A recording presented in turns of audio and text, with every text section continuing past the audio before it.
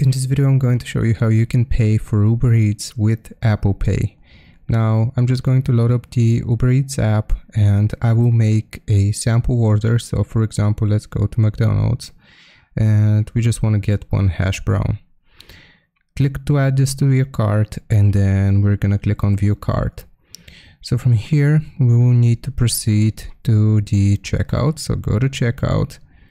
And here you will be able to see your payment methods. So if you have Apple Pay set up, it is going to show up here. If you don't have Apple Pay, we will click on add a payment method.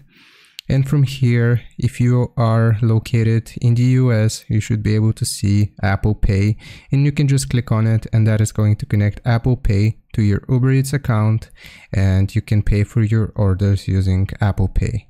So I hope this was informative. Leave a like and sub, and I'll see you next time.